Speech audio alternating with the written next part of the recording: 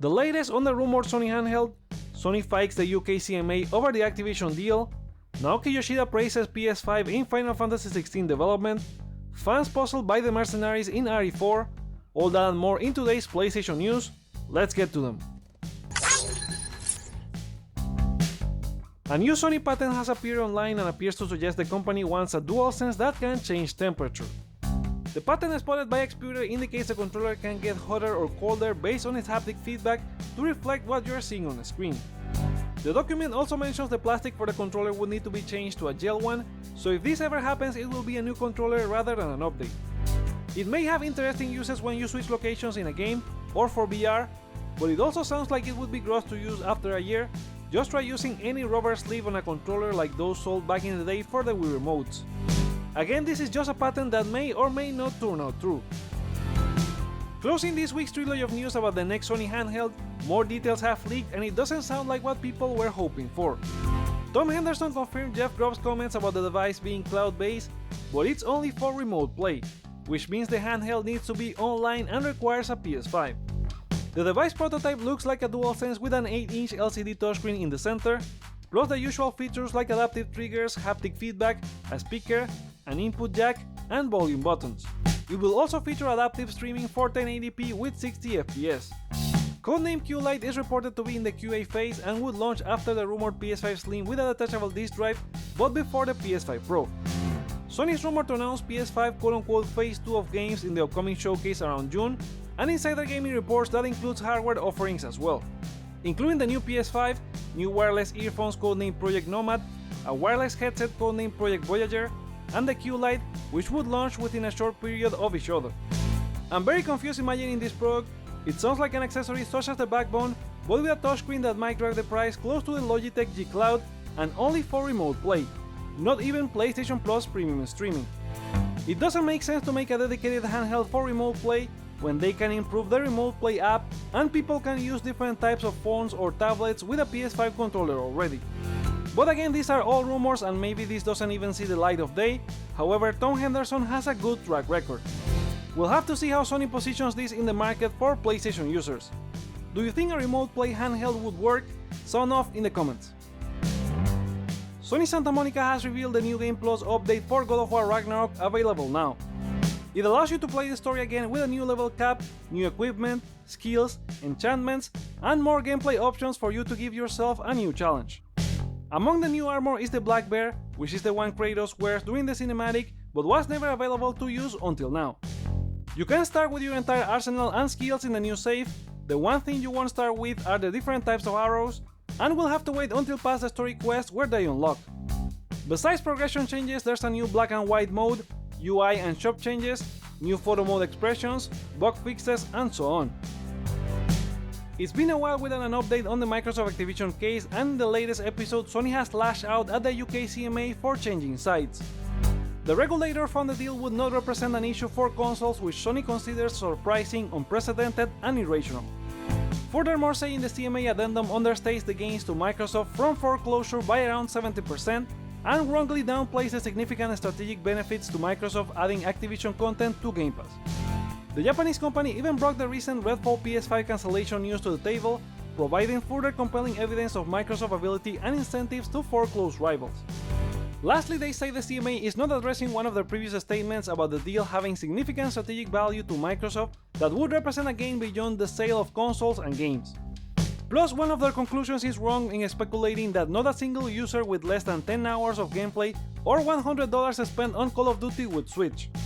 Both the UK CMA and the European Commission are expected to deliver their final say by the end of the month, and as of now the deal appears to be happening. We're only about 2 weeks away from Horizon Burning Shores, and Guerrilla Games is providing a few details each week.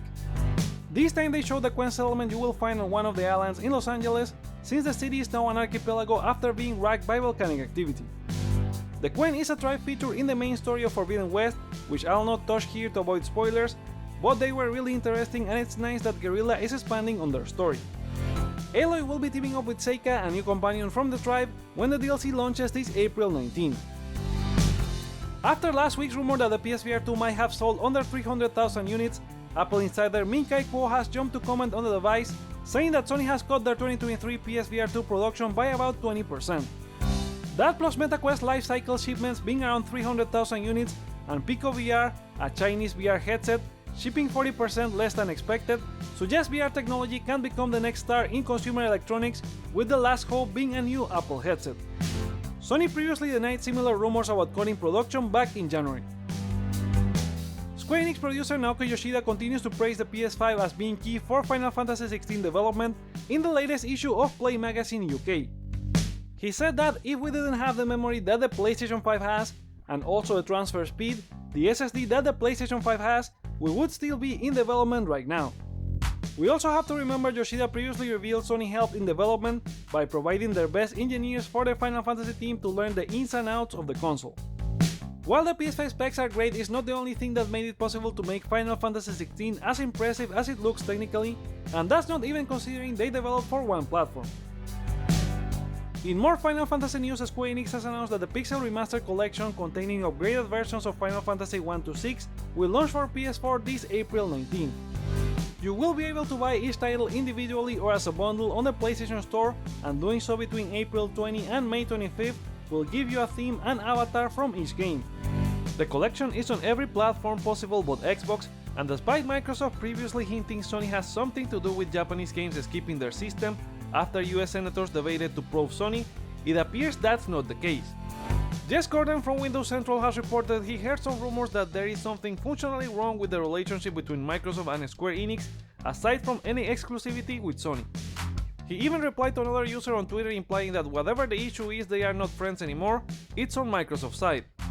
YouTuber and developer MVG also jumped into the conversation with a great point that it's not about being friends but business, as Square can dedicate development time for a version that won't have a return on investment. Mercenaries mode is making its way to Resident Evil 4, maybe by the time you're watching this video. However, the update has gone early in some regions and fans are puzzled by missing characters and levels. In a Resetera post, users are pointing out that the game is launching with only 4 characters out of the 6 data mined after launch, that is Leon, Louis, Crosser and Honk, leaving out both Ada and Wesker. The same can be said about locations with only 3 of the 4 data mined, including Village, Castle and Island. Fans are speculating they could be unlockable or part of the rumored Separate Ways DLC that expands on Ada's role in the game. Another concern is the fact the game introduces microtransactions for the main campaign in the form of weapon tickets that allow you to claim the exclusivity upgrade for a given weapon. Plus the fact that the update appears to be really small and there was hope it could include some bug fixing for the various visual issues on PS5, the poor performance on PS4, or even the progression breaking bug reported last week. We'll have to wait for Capcom to release full patch notes. Multiversus may stop working on June 25th as the studio announced last week, but in a move no one saw coming, WB has delisted the game from digital stores including PlayStation. If you had the game, you can continue to play until the June deadline, with offline play only after that, and can re-download the game if you delete it. But anyone that didn't jump into the platformer fighter will have to wait until it returns in early 2024. EA has revealed the logo for the new EA Sports FC, the next FIFA game, but now without the license.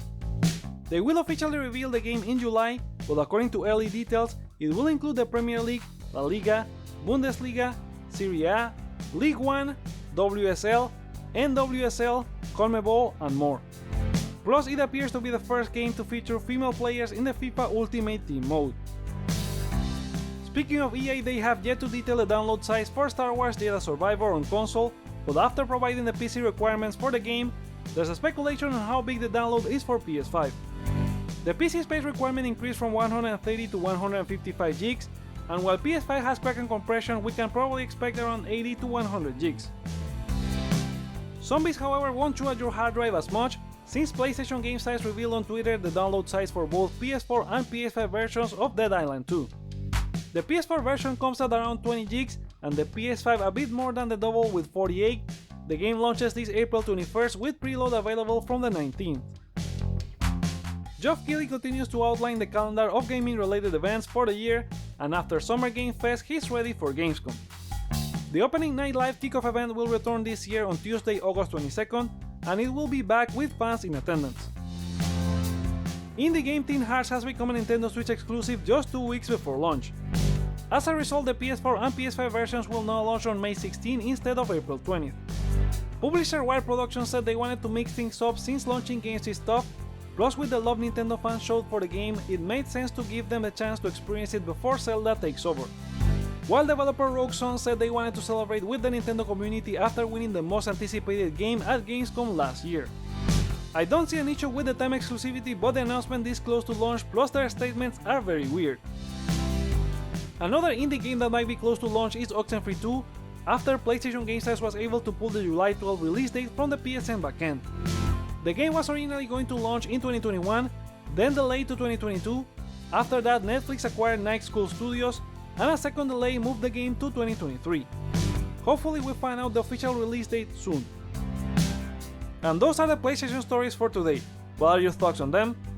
Share them in the comments below, let me know your feedback by liking or disliking this video, check out other videos you may enjoy while you're here, and consider subscribing for more on PlayStation. Thank you so much for watching, my name is Joseph, this is Hype for Games, and let's get hype!